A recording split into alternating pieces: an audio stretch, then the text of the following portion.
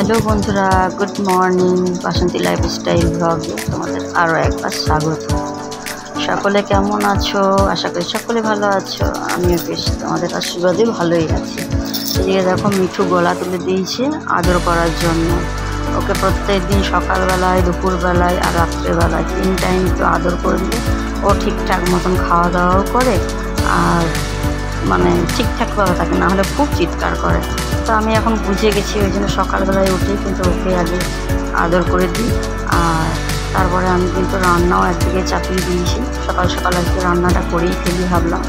আমি এত বৃষ্টি হচ্ছে, ভালো লাগছে না, কী করে কাচাকুচি করবো, কী করে জামা কাপড় শুকাবো, এই নিয়েই এই বর্ষাকালটায় খুব চিন্তা হয়। তো দেখো, এদিকে আমার ডাল সেদ্ধ হয়ে গেছে। একটু আমি পোস্ত করবো, তো পোস্তটা ভিজিয়ে রেখেছিলাম। ভিজিয়ে রাখলে কি বলো তো, তাড়াতাড়ি বাটা যায়, নাহলে পোস্ত বাটতে তো খুবই কষ্ট হয়। আর আমি কিন্তু শিলপাটাতেই বাটতেই বেশি ভালোবাসি, কারণ মানে ওটার স্বাদটা কিন্তু আলাদাই হয়। মশলা বলো আর বলো, মিক্সিতে আমি খুব কম বাটি। যখন দেখি অনেক রান্না আছে তখন কিন্তু আমি মিক্সিটা ব্যবহার করি।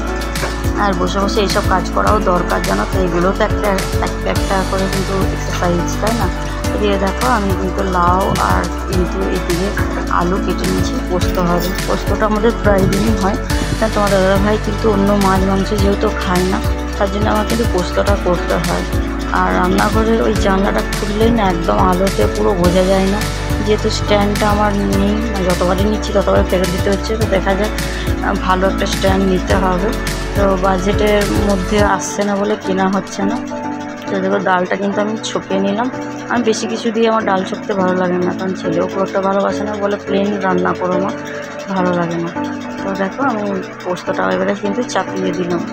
তো মোটামুটি পোস্তটা একটু নুন টুন দিয়ে একটু কষিয়ে ভালো করে এর মধ্যে থেকেই কিন্তু জল বেরিয়ে যাবে। তো ঢাকা দিয়ে দিলাম, দেখো জল বেরিয়ে এসছে, আর ঢাকা দিয়ে দিলাম। এদিকে কিন্তু মাছগুলো আমি ভেজে তুলে নিয়েছি।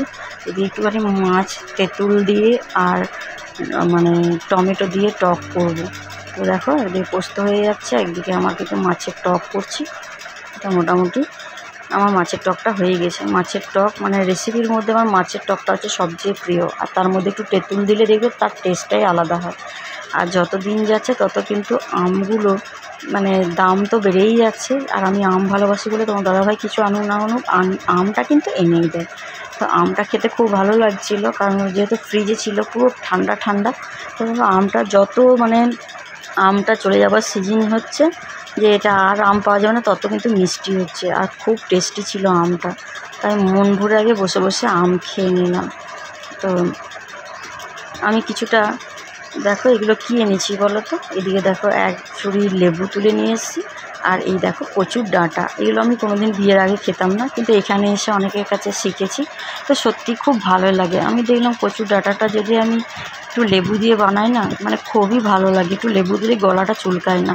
আর লাল ডাঁটাটা বাজারে বিক্রি হয়, আর আমার পাশেই তো অনেক এই কচু গাছ আছে, তার জন্য কিন্তু আমি তুলে নিয়ে এসেছি। আর এদিকে দেখো, পার্সেল চলে এসছে। একটা কুর্তি অর্ডার দিয়েছিলাম, খুব ভালো লাগছিলো, দামটাও কম ছিল, তা আমি কিন্তু নিয়ে নিলাম।